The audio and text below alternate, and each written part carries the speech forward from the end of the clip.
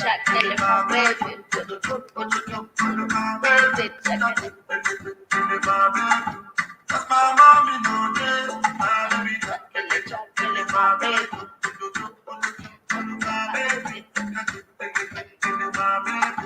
That's my daddy, no day. I know what they do, yeah. I don't know what they do. Why do you want to decide, yeah? Why you want to let oh, no. You don't follow me, shadow. You don't follow me, show. And you don't get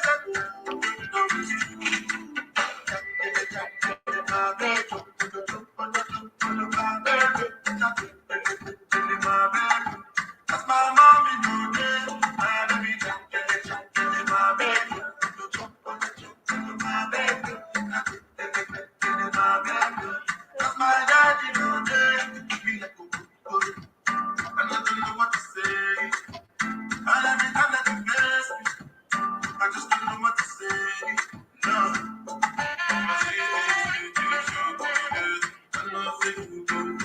Because you don't finish the end, you have to say. Balance it up, I'm there. I know what they do, yeah. I don't know what they do. Why do you want to decide, yeah? Why you want to let oh, no. You don't follow me, shadow. You don't follow me, show. And you don't mess up.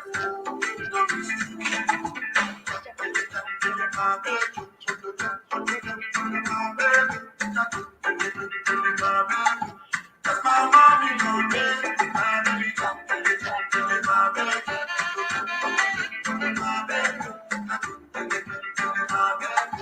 That's my daddy, no day. Yes, karibuni sana to another episode of the African Diary Show with me, your host, Kate Ndongo. Hope you had an amazing weekend and hope your Monday is coming on. Is coming on very well, and I hope it finds you at great peace, or it finds you at peace and at great health. Karibuni sana once again. Do remember you can feel free to interact with us. We are live and interactive on our media handles. We are live at on Facebook, that is Black Hot Fire Network. We are live on Instagram at Black Hot Fire Network. Also, you can find us on Twitter. And in case you've not logged into our website, please do feel free to do that. And it will only take you 1 minute, and you create your own profile, then you get to interact with the rest of us. Karibuni sana, and do feel free also to interact with me under the comment section. Tell me how was your weekend? How did you get to spend it? Or what were you doing during that particular weekend? I started off with a jam done by Banana Boy, and the jam is Jagele. Hope you did get to enjoy it and jam and to eat.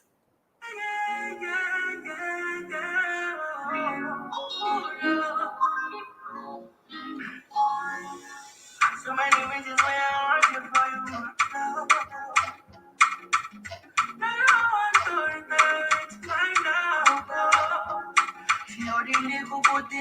My weekend was very fine. I can't complain. I did a lot of sleeping, and I enjoyed that because that's what I had planned for the weekend. But anyway, hope you did get to enjoy yours, and do let me know where did you get to spend your weekend? What were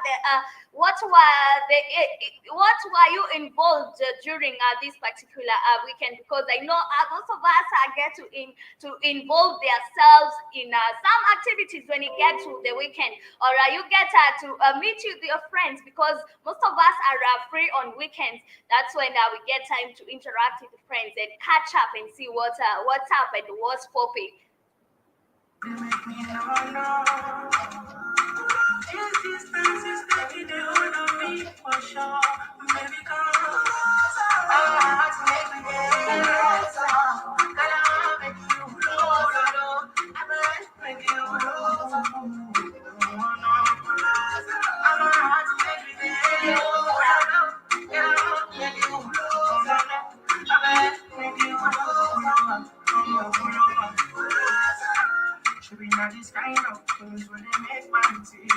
I Our motivational quote of the day is stay committed to your decisions, but stay flexible in your approach. Stay committed to your decisions, but stay flexible in your approach. And me alone dance, you don't know like me. See me, I won't make you know that me there for you, and when you price me that, I find no see ya. I never carry you for nothing. This love will make you in the dark country. Without you, I don't feel good. Without you, I don't feel something. I never carry you for nothing.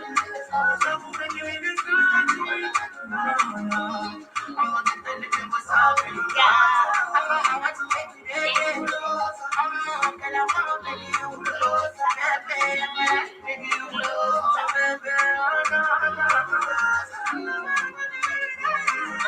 Oxlade over there in the jam is kulosa, but also I think what this kulosa means is closer, like you say come closer in English. I think this is the same meaning because the way they are putting these words together, I think like they are telling, or Oxlade is telling this girl, come closer baby.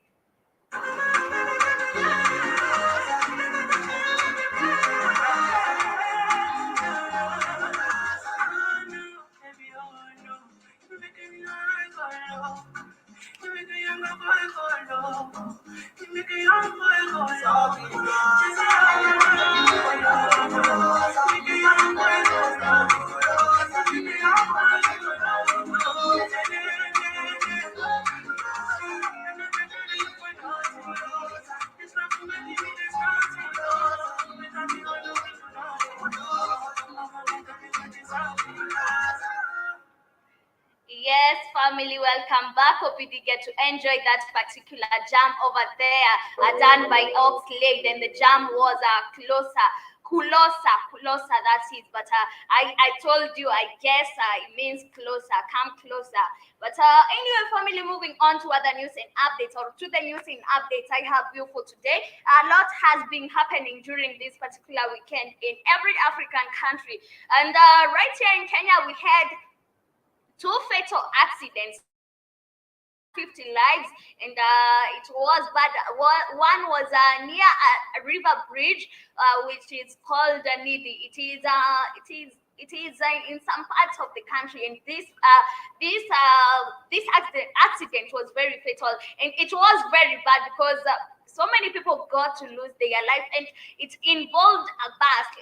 This bus is called I wish I remember the name, but it's like the same buses we used to travel from Nairobi to Tanzania to Dar es Salaam. So it had so many people got injured.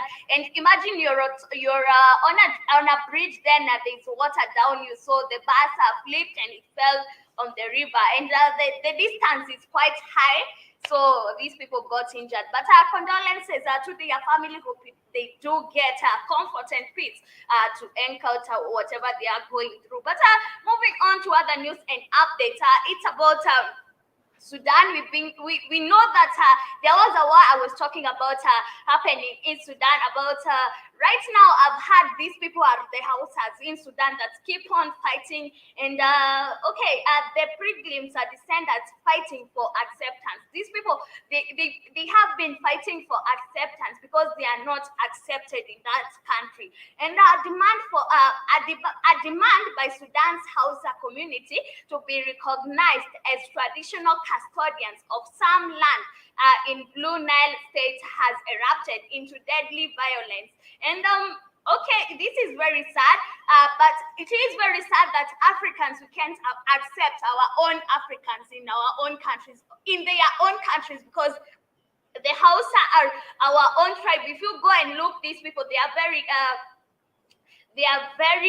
these people are very black like us. They are very African like us. So I don't know why they are not being accepted in Sudan, and it is very bad. And I see kid, you're saying, damn Katie, how did the bus flip off a bridge?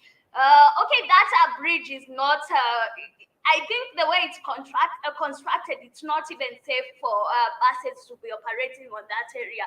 But let me show you the area that the bus flipped. Okay, I remember the name of the bus. It's called the Modern Coast. It's one of the most buses used here in Kenya to travel, maybe from another county, maybe from these buses go from Nairobi to some counties which are very far from Nairobi. Let me try and see if there's a video showing how the bus flipped, or if I'll get to see an image of how this bus flipped, because it was not.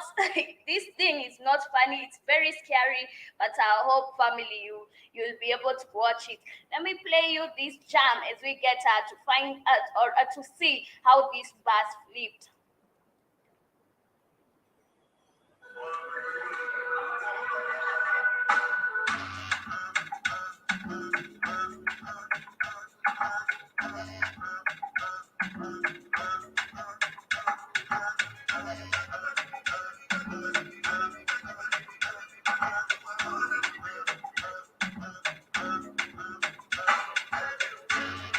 BS and me be your client.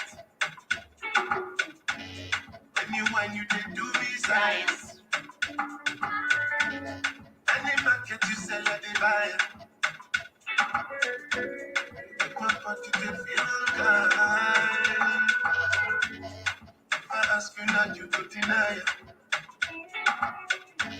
But I must say you did do me science. My baby smart, but to me I'm too wise. Yeah, I guess I caught a video.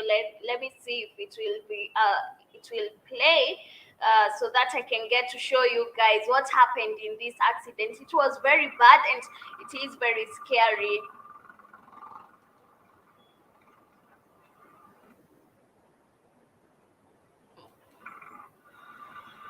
Okay, here is the bridge. I hope you see it. There's a bridge, and on that bridge then there's a forest, and in that forest that's where we have a river flowing. So the bus flipped from the bridge, and then it fell. Now you can see the bus. You can see, I hope you can see it all. It's very bad, and so many people lost their lives. And yeah, I just feel like sending my condolences to the family, because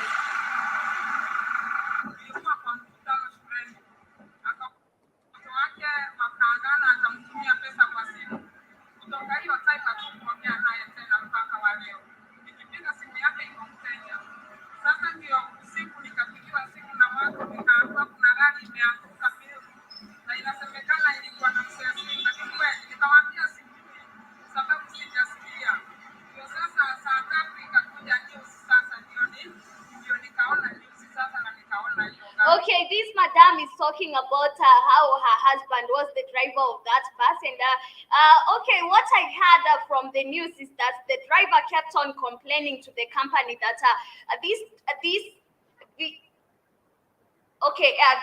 driver kept on complaining about the company bus or the bus. It had so many issues, like the braking system of the bus is not working, but the company didn't do anything until the accident happened. But let me go through your comments. I see Kid, you're saying exactly, Katie, that's crazy because of tribalism. Yeah, I don't get how we don't want to accept Africans in their own country, and they are like, this is evident. These people are black like us, they look like us, but we don't want to accept them. Yeah, you're talking about the issue of the Hausas not being accepted in Sudan, but it is very bad. And also, you're saying it's scary. Yeah, it is very scary. And you're saying dam was the bridge or the bus driver. Okay, I don't know. You can't tell what was the problem there, but I guess it was something to do with the brakes of the bus. Then at that area, like it's slopey, so you need to have proper brakes. Plus, there's a hill. Then you have to go. You have to drive very safely. So I guess that was the main issue. And they were saying that it's the bus, not the driver. Yeah, it is the bus, not the driver. But a family are going back to the issue of Sudan about the Hausas. And okay, clashes broke out last weekend with members of another ethnic group that considers itself native to the area. And more than 100, mainly unarmed people were killed, and thousands of Hausa have been driven from their homes, prompting angry demonstrations elsewhere in Sudan about their treatment. At least 8 people have died in these subsequent protests are put down by the police. And it is crazy. And originally from West Africa, they have lived in Sudan for centuries, often settling from there on the long and arduous land journey to form from Mecca for the Hajj. All Muslims who are able to do so should try to visit the holy city in Saudi Arabia at least once in their lifetime to perform the but these people, these people, it's very funny. Okay, these people, the Hausas, they consider themselves Muslim, but these people are Africans. Yeah, we have Hausas in Sudan, kid, but they are being fought away. These people are being told, no, you're not supposed to be in Sudan. You're not Africans. You can't be in Sudan. Like, they are not being accepted in Sudan. We do have Hausas in Sudan, so many of them, and there's a clash right now, ethnic clash, that these people cannot be accepted in Sudan. But I don't know while these people are very African, because if you see Hausa people they are very African. Let me show you images of Hausa, because they are very African. So I don't see a reason to be telling these people, no, you don't belong here, go away. And okay, here are the Hausa people. Here, most of them are like they adopted like Islamic religion. Most of them are known to be Muslims, of which this religion is one of the most being dividing Africans, because in Sudan they are being told that this region, even though you're Muslims, we don't consider you as Sudanese, because I don't get why they are not being considered as Sudanese or Africans, because these people are very Africans. Yeah, these are the images of Hausa people, and they are very black like us, look like us, but with the tribalism, with the religion thing in Africa, the people are not accepting them. But it is not a good thing. But I hope somebody will get to fight for their rights and see if they get a place in Sudan. And you're saying, Dam Keti, you have Hausa in Sudan? Yes, we do. And you're saying Islam is a religion, not a race of people. True. And also you're saying they are African, Keti. Those are the tribe that rule Nigeria. Yeah, of course. And for once, also I got that the Hausas are only found in Nigeria. And then I heard that we have Hausa in Sudan. I also didn't know, but we do have them. And that's why they are being fought, because people think that the Hausas should not be here. They should not be anywhere in Sudan. Like in this Africa we live, like we are told, or we were brought up to think or to believe in that we're not supposed to be like for me going to live in another country. I'm not in another African country. I'm made to believe that you're not supposed to do that. Where you are born, that's your home, and you should remain there. So you should not be going anywhere. But I see Katie, the original Arabs are black, not white. Oh, yeah, I remember you telling me this, that the Arabs were even black, they were not white. But right now they have like okay, what we were taught in school, we were taught that the Arabs were white, and most of them were the missionaries that came to. Okay, I don't remember about what we were taught in high school, but it is the opposite of what we get to run right here every day. But family, before we get to other news and updates, there's a video here of Dr. Mombi. I feel like we need to listen to it, and then we get to discuss about who has told people. And there was some information that's leaked about the WHO about the vaccine, the monkeypox vaccine. But we shall get to discuss that later on as we carry on. I see Kibio saying, ha ha ha, I hate to tell you that you are the same African people all over the continent. Yeah, people don't know that, and if you try to tell them that, they'll tell you, no, I'm a Kikuyu, there's no way I can be the same as a Luo. But anyway, family, let's get to watch Dr. Mombi and see what she has for us as we continue with our show for today.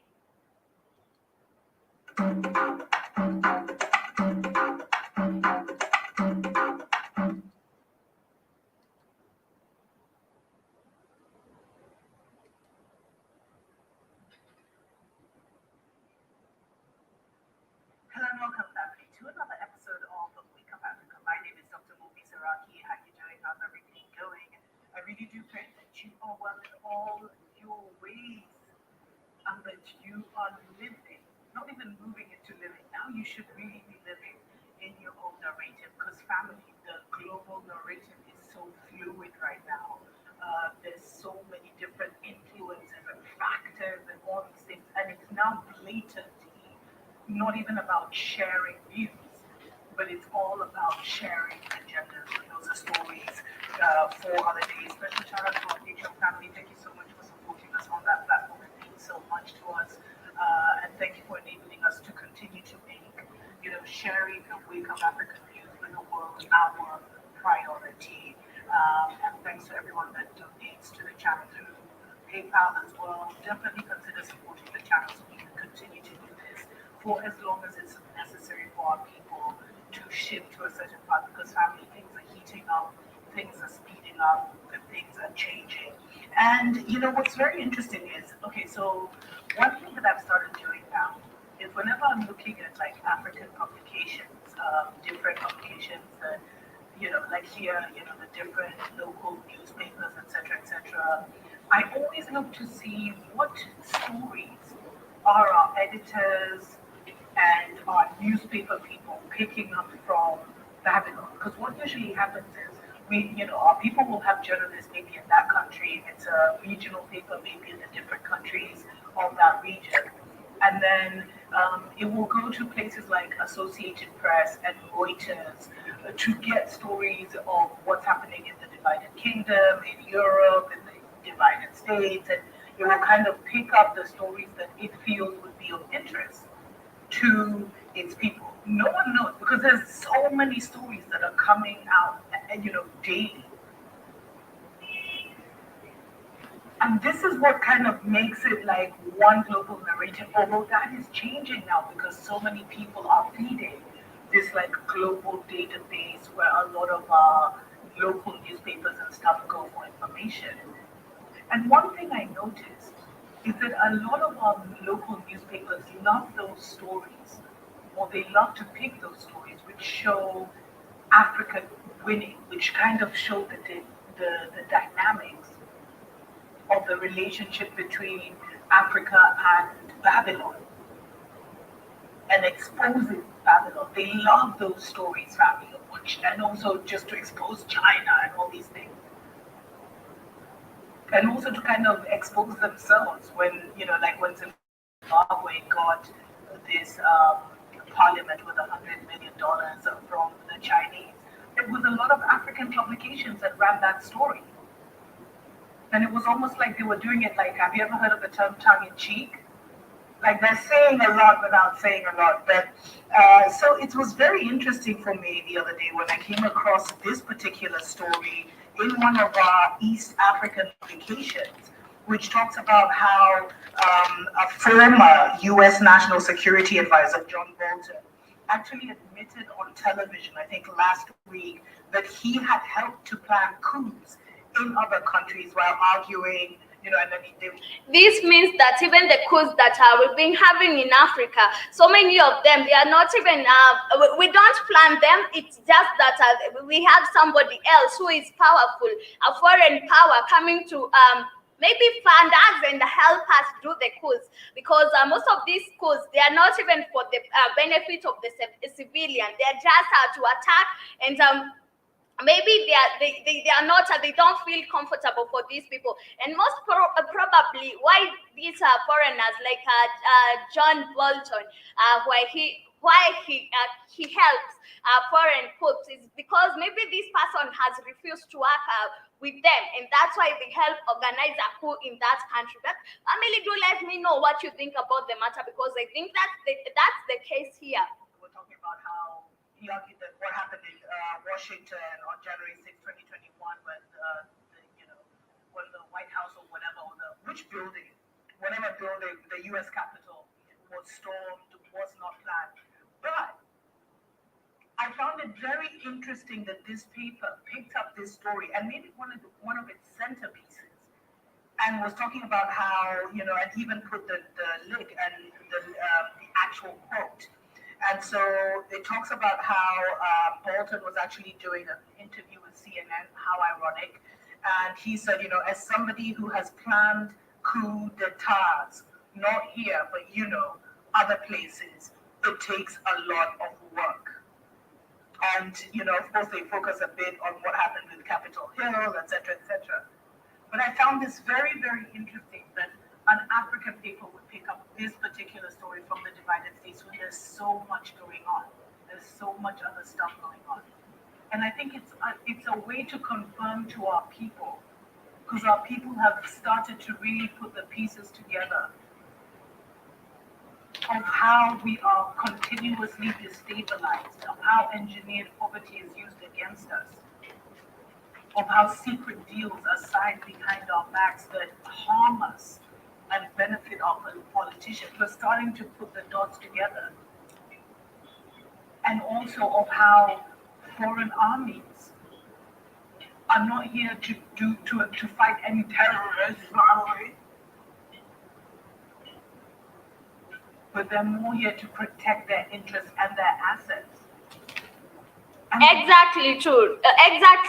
True. Because we know that these whites are settled in Africa, or they are interested in Africa because they want to secure something. We have so many assets that they want to take from us. We have so many properties. We have so many mines. We have everything good in Africa. But what they do is plan these coups because they are interested in Africa, not with the Africans. You get it? The reason I share this is because there's been some very strange rumors and allegations, family, that some of the equipment that the U.S. donated to Ukraine has been seen on the streets of, I don't know if it's Rwanda or where. There was also a lot of nervousness when I think thousands, I want to say 10,000 U.S. troops landed recently in the divided Africa, no, in South Africa, from the divided states, landed in South Africa for a military drill, but it made the people extremely uneasy in the little town because they landed in some military base. And it made the people there extremely uneasy. Because it's like, yo, what's happening?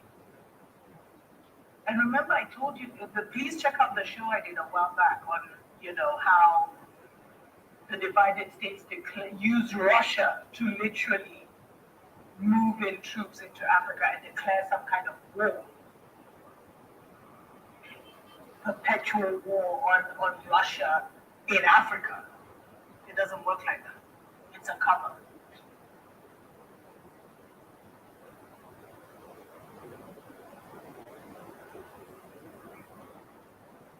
And another, interesting information, because basically what they do is, so once they, our local papers pay for those stories, then they kind of pick the paragraphs they want.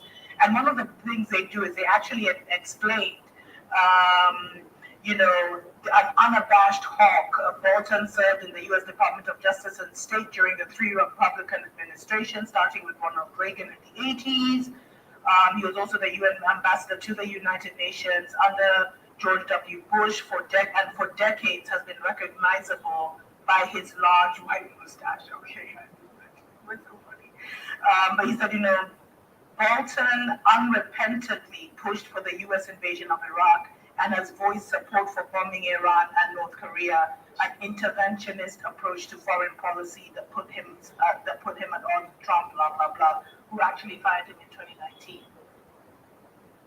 But the whole thing, even the title that they ran with was how this guy, Trump ex officio, but he's been in the business of politics, business of U.S. government for decades.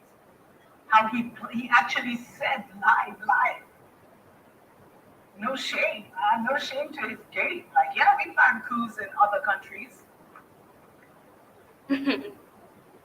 And so Africa is very much awake and aware of the games that have been played. Yeah, with not all of us that are so much awake and aware of the games, but also what you find in Africa is that nobody talks about this news. You'll find this news online. Even our publications of the newspaper, they like I don't know how or which criteria they use to choose the news that they are supposed to put in the newspapers. But when it gets or when it comes to information like this, I believe it should be somewhere in the newspaper so that everybody can know that these people are doing this and they are harmful to our nation or they are harmful to our continent. But also in Africa, the way we pass information or for instance, these type of news, not so many of us would be knowing, or we wouldn't even be allowed to know this, because this is talking about the whites and the way they are bad, or when it comes to even wars in Africa, they get to attribute to that. But not everything in Africa is publicized in the gazette or in the newspaper, of which I feel like it should be, because these people Africans need to know that these people are our enemies. When it comes to planning of coups in Africa, why are they getting involved? Because I believe this should be Because done. you don't own the media, Katie. You don't own the media in Africa. You got black people on the media. You don't own it. That's why you're not going to be taught that. You don't own it, and you're not taught that in any school. You're taught the white man's your friend, and he's your God. You're not taught it's the white man that's in there stealing all your resources, that's keeping you in poverty. You're not taught that these militaries are there not for terrorism. They're the ones put the terrorism in there so they can steal. You're not even told that you live on the richest continent on the planet. You're not even taught that you're actually wealthy. I know you look around, looks poor, but no, you actually sit on the wealthiest continent on the planet, and these people are not here to help you. Exactly, and that's why you find even in Africa, if you're trying to put some truth on YouTube, it will your channel will be Take it blocked. down.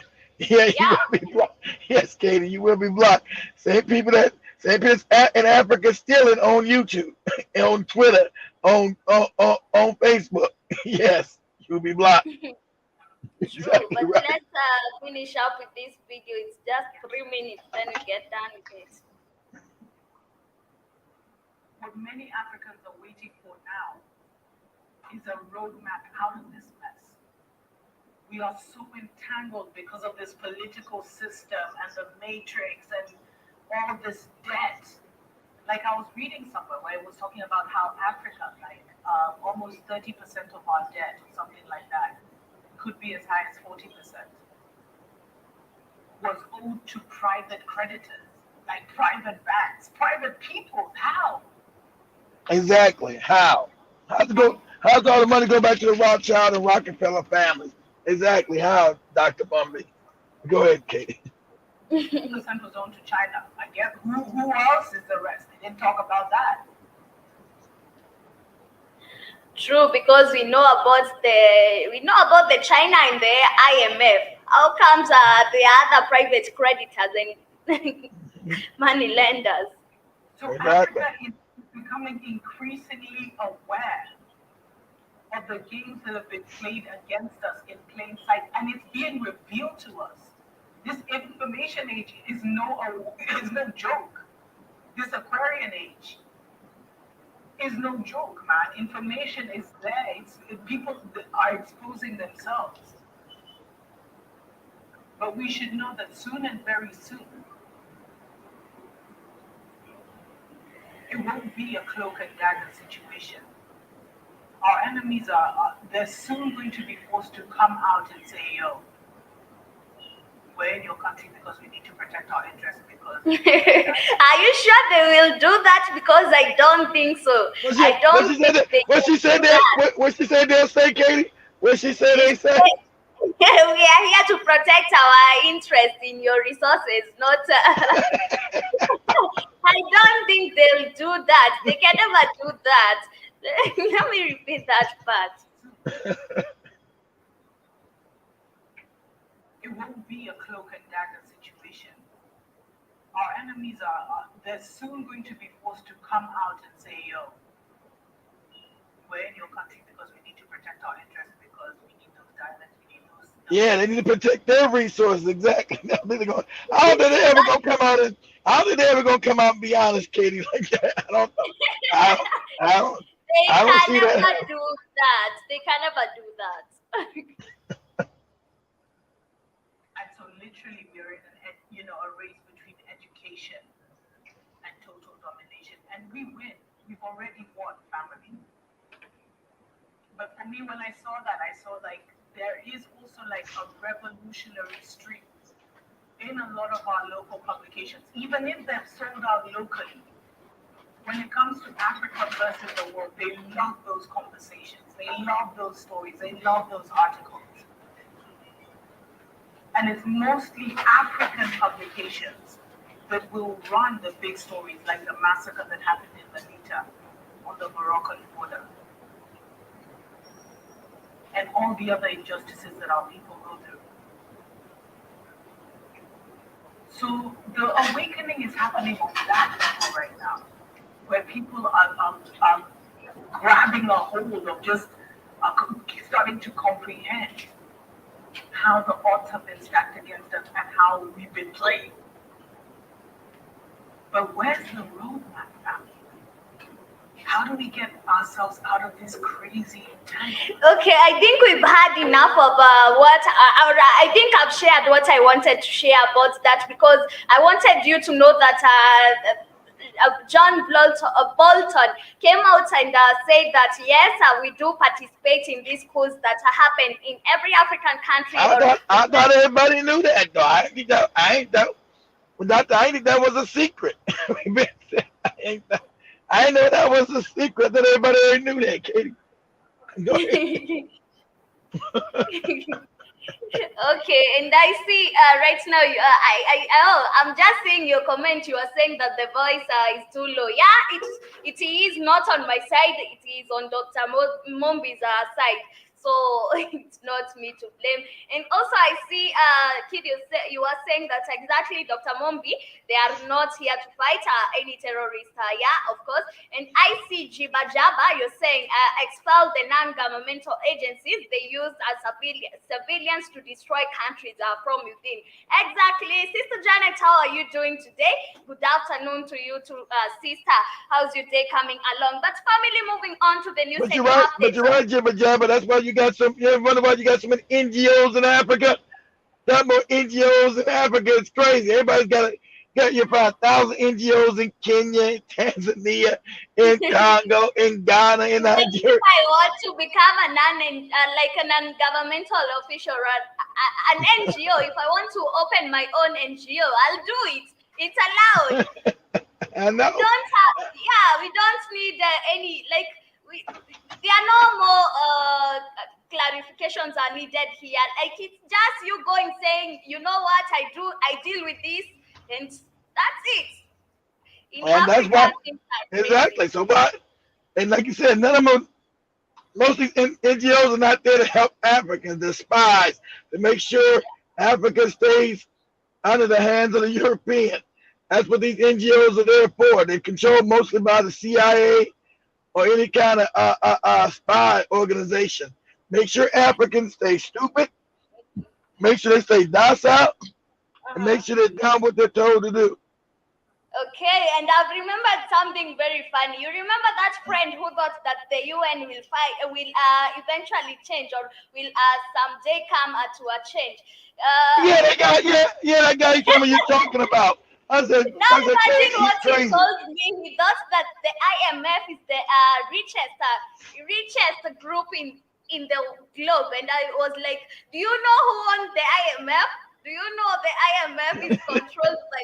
And he was like, "No, no, no, no, it can't be that. Please But did you? investigate all But your did, sources of information." I was like, "No, bro, but I'm did he? telling But did he? you." But did he look it up? Did you look it up for him, Katie? You show him the IMF was created doing something called the Bretton Woods Accords by the Rothschilds and Rockefellers. Did he look it up? Did he see it? I showed him even I sent him some links from the DuckDuckGo, but he wouldn't believe. Imagine what he said. He said that DuckDuckGo is a media created by the by who? By the Rockefellers to be spying on Africans, and I was like, or they are giving information to lie to Africans. I was like, are you even making sense? You just said that the IMF wasn't created by the Rothschilds and Rockefellers. Now you say DuckDuckGo is to lie to you. You're not making any sense. I told him that the IMF was created by the Rockefellers. He told me no. I told him the Rockefellers are the richest people on the globe. He said no. I sent him some links. He didn't believe. Now he started arguing. You know what? Your source of information is the one of like these people. The Rockefellers are the one using this DuckDuckGo to be lying to Africans. What do you do? What do you do? You know, what do you do with African people that don't know how the world runs? Your education is so bad, you don't know who the Rothschilds are, you don't know who the Rockefellers are, you don't know who runs the world, you don't know who started. So if you use Google, you better, huh? I don't know. I don't know what you can do with African people. Ignorance is so bad. Yeah, it's very hard. I don't know what you can do. Now, I don't think DuckDuckGo was even created by the Rockefellers, but damn, now it's. Listen, man. You go look who owns the banks. That's not a secret. They'll tell you They'll tell you started the WHO. What is up, Katie, again? Who started the WHO? Say, did the Rockefeller family start the WHO, the World Health Organization, and the UN? He's talking about the UN. The UN, Katie, sits on Rockefeller land. It sits on their land.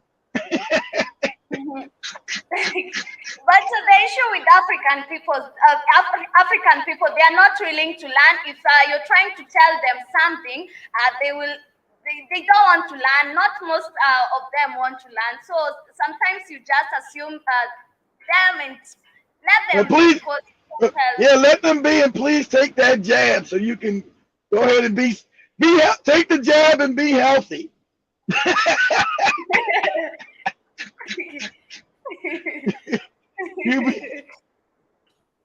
Now, it's sadly, Katie, our people will die from lack of knowledge. I agree with you, Janet. Katie, take him to where to find it. No, this DuckDuckGo is lies created by the same people you just said are trying to kill us. What? What? Do you have any understanding of history? No, I don't.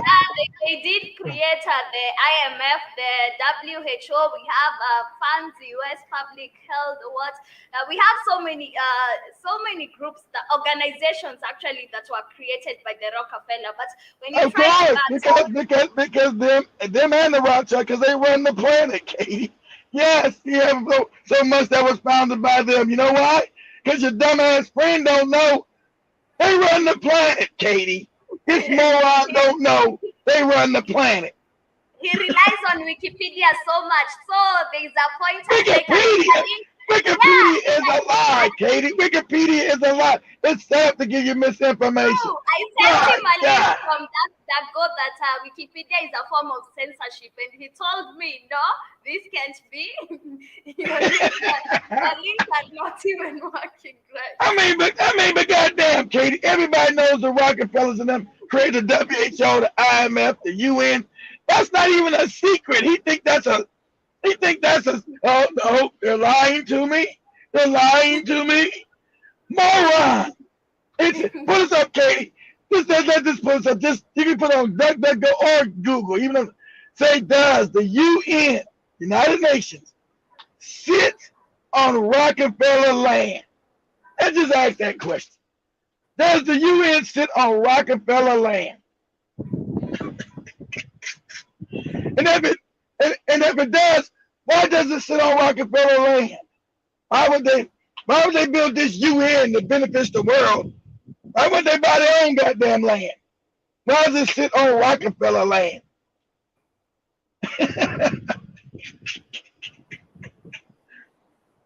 I tell you, Africa is so fucking. I cried and the ignorance in Africa is crazy. It's on another level. You find me, Katie? Okay, they are saying that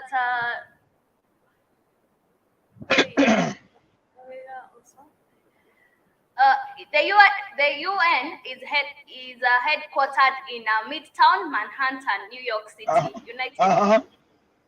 United States, in a complex designated by a board of architects led by Wallace Harrison and built by the architectural firm of Harrison and Abramovitz, with the final project developed by Oscar Yeah, forget all them people, architect. Who land? Does it say land? Who land does it sit on? They don't say. Okay, I think in this analysis, the direct connection between the Rockefellers and the creation of the United Nations organization will be made. First, it should be noted that the organization that preceded the United Nations, the League of Nations. That was their first try, Katie. And people said, "Oh no, this League of Nations shit you're trying to build, them and the Rothschilds again." People like, this is some shit y'all trying to do to take over the world. They said, "No, we're not. We're trying to keep peace in the world. We're trying to keep nations to get together and talk so we won't have to go to war." People said, "Nah, we don't believe that shit." And also with that, when you looked up that other day, Katie, I didn't know. Even with that, I knew about the League of Nations, but they also had a WHO to go with that too. I forgot the name you said it was. They even started that shit too. There was the Health Organization of the World or some shit. It went along with the League of Nations. So when that collapsed, the world thing collapsed. It is crazy when you try to educate people and they think like you're mad or you don't know the real information what the other You see right there, Katie, let them know there was something called the League of Nations. That's real. They created that first because go ahead, Katie. Yeah, but probably moving on to the news and updates of the day, or our main focus of the day is about the WHO. And yesterday, it was a link as well. Monkeypox! WHO monkeypox, Katie! Monkeypox!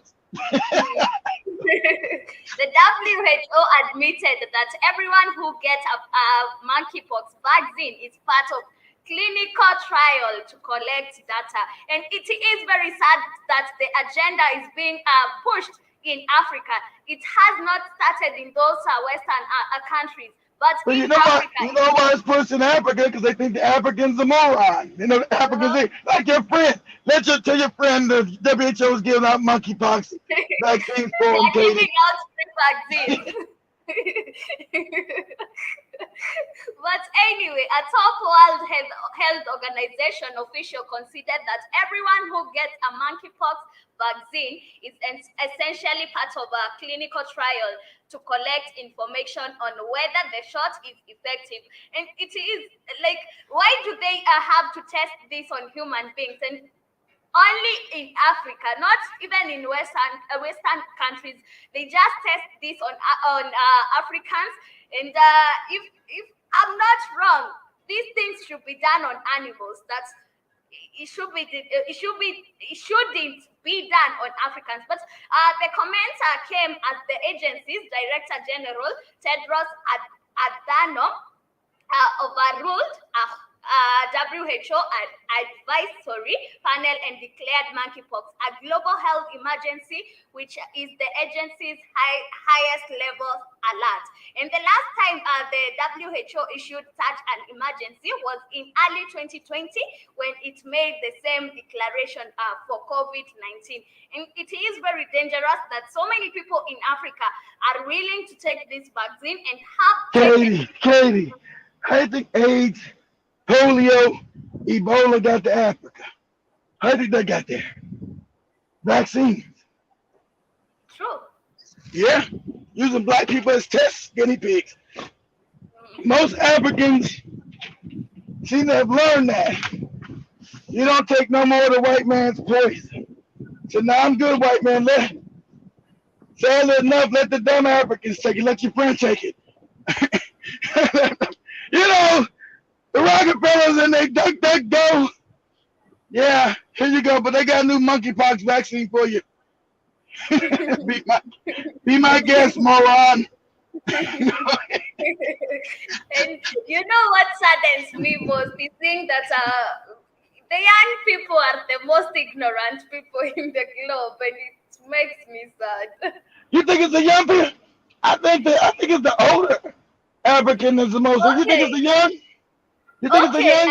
The majority, we can say like people like my parents, we can say they are ignorant, but they are ignorant because they don't know and they don't want to know. But in Africa, we have this group of young people who knows something and they think that this is the truth, we should stick to it, but they don't want to investigate. Is this the truth? Is this just an information that is not helpful to me? They don't want to know this. Well, that's crazy. We got to change the whole culture of Africa since colonialism. It's not. I don't know. You got Dr. Mumby there and you guys there. I know you guys are the minority. You're not the majority, but it's starting to change a little bit. Shit, I want to have some. I want to have some hope, Katie. Don't you depress me and have me run out here screaming.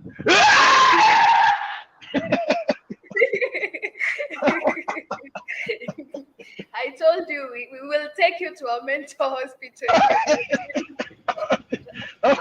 I'm gonna need if Africa don't start learning, kid, I'm gonna have.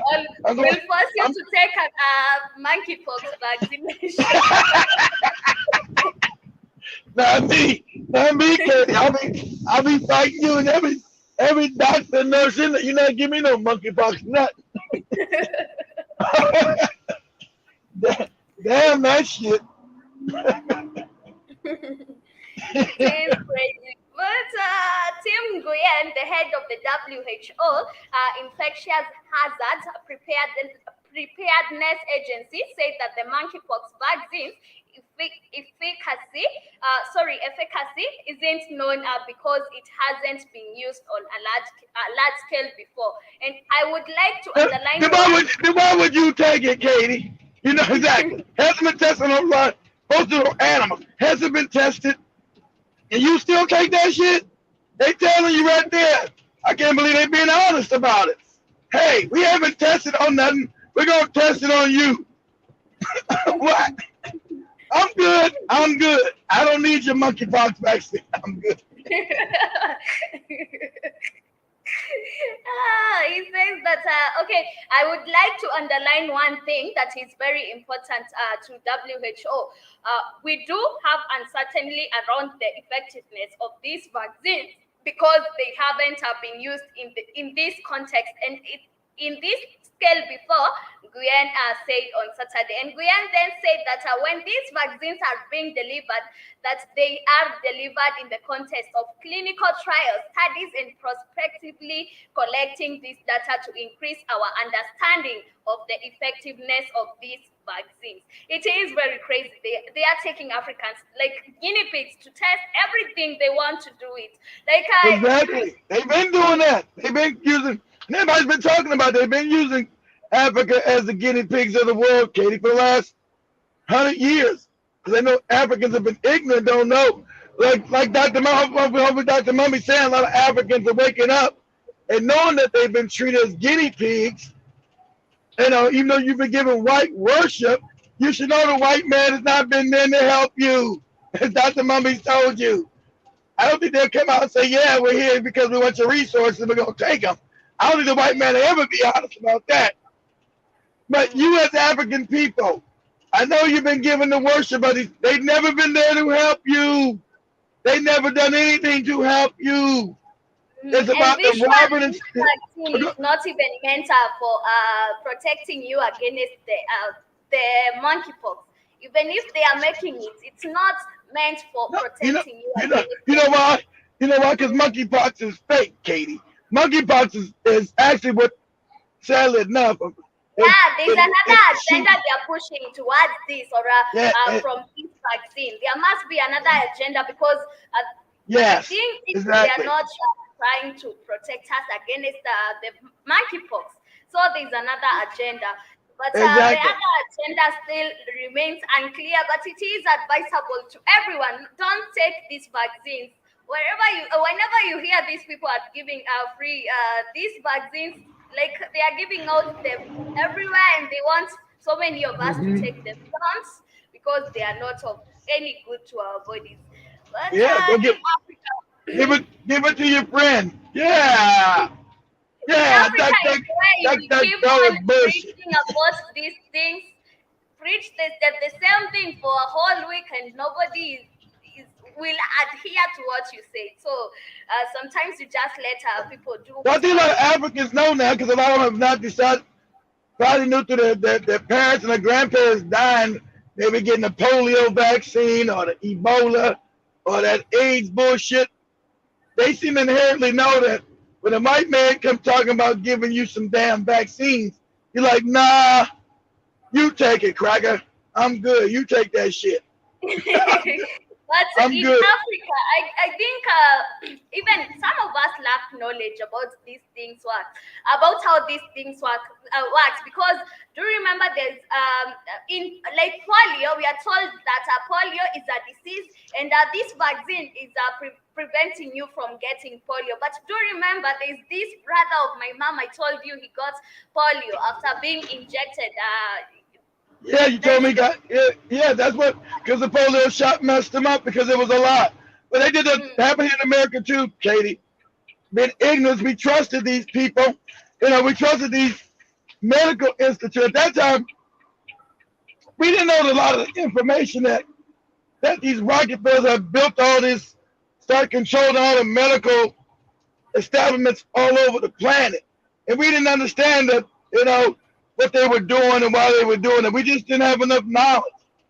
Here in America, we just didn't know. So you trusted people to say, oh, this is going to help you against polio. You know what's going to fuck you up. You're meant to think that this disease will get you if you don't get if you don't get it. But you don't know there are consequences of taking the vaccine. Exactly, Katie. You didn't know, so you also understand. We just didn't know. That wouldn't have been stupid. We just didn't know. We wanted to trust people. We didn't know people could actually be this wicked and evil, Katie. We just didn't know. We just thought, you know, why exactly? Why would anybody want to hurt people purposely? Why would you want to lie and hurt people on purpose? So we just didn't know. Yeah. People are really like that. They lie and want to hurt us purposely. We just didn't know that. We thought if somebody said there was a doctor, they were there to do good. They were there to help us. And oh boy, we just didn't know. We just didn't know. Mm-hmm. Yeah, it is very sad, but I hope everybody will get to learn the issues or the consequences of taking all these vaccines. Do you remember right now in Africa is where even you give birth to a child and then he or she has to go through some immunization schedule that is. Yeah, and I was always getting the Africans and us here. That's a no-no. Like I told you, how could it be the Africans used to live to be 150 years before the white man and before vaccines? And now you get vaccinated. The average age of the African is maybe 60 years old, 65. But your average age without vaccines used to be 150. Like I showed Spikes, there was a Kenyan man that's documented that just died either last year or the year before last at 149 years. Documented. Because that was the average age of African people.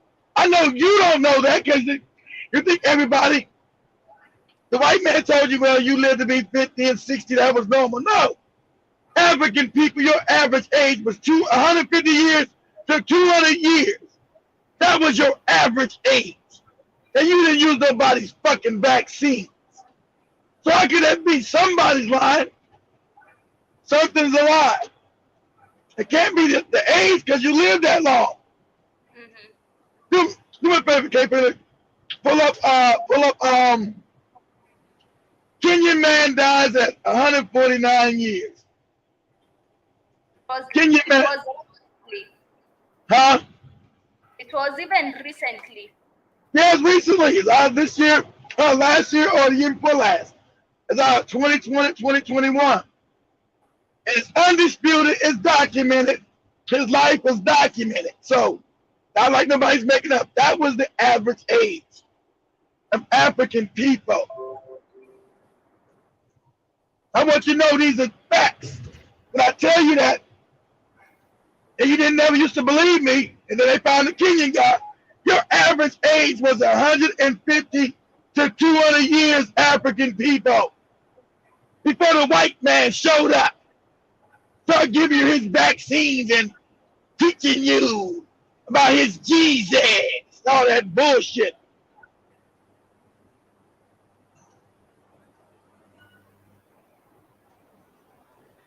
Let's wait for it to open.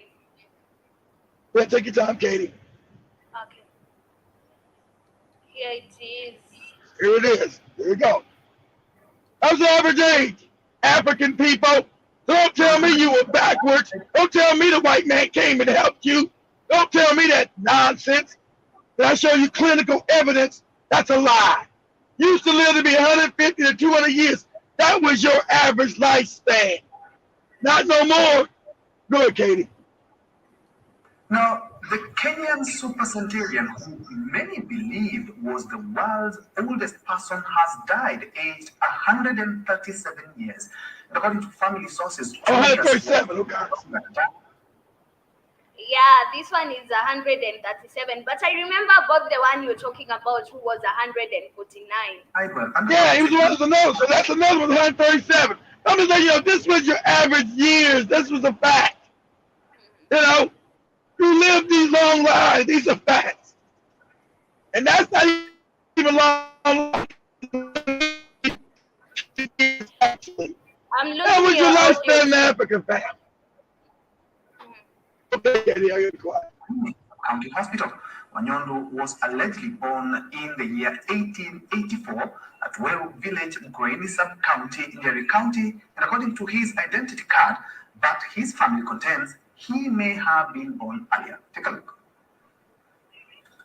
Of an era for arguably the oldest man in Kenya and possibly the world, Julius Wanyondo Gatonga has passed on aged 137 years old.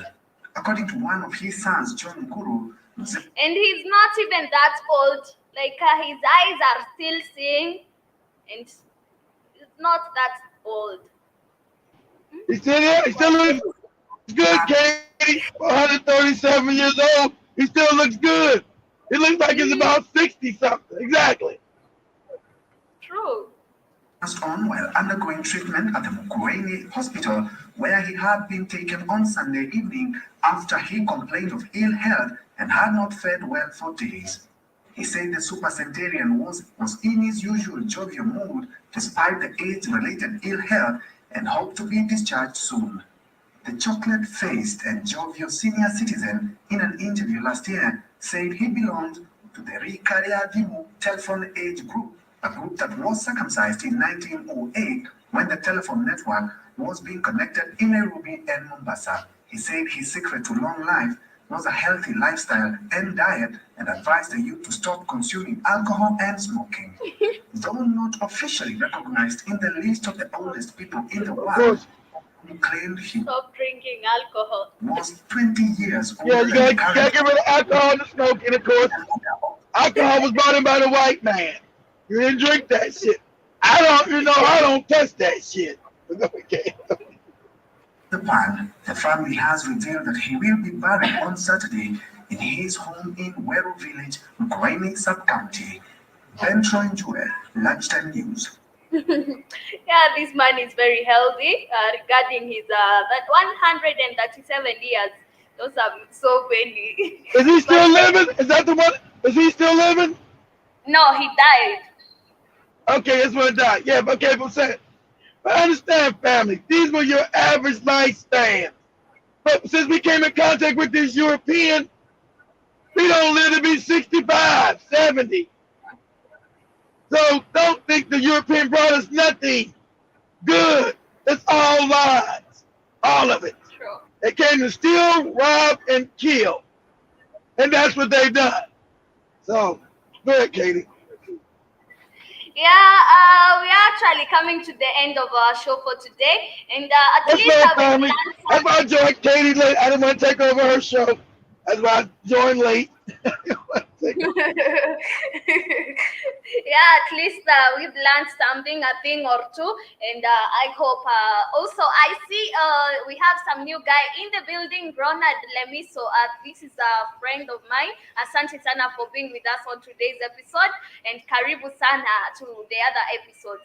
And for the rest of the family, asanteni sana kwa kuungana nasi kwa kipindi cha leo. Hope to see you on the other episode of the Rhythm Scoop Show, and to the silent listeners, Matt Club, kwaherini. Hope to see you on the Rhythm Scoop Show as well. The same thing Katie says, I say too.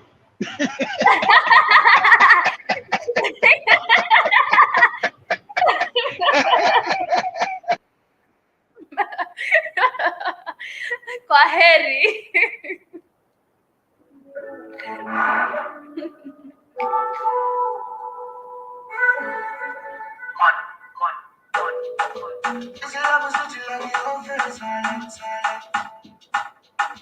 Baby, me and you, we gon' travel far, far, far away. Anything you want, I will travel for them. Our love is too strong, it gon' be far, far, far away. For you, baby, for you, I'll do anything for you. For you, baby, for you, I'll do many things for you. For you, baby, for you, I'll do anything for you. For you, baby, for you, I'll do many things for you.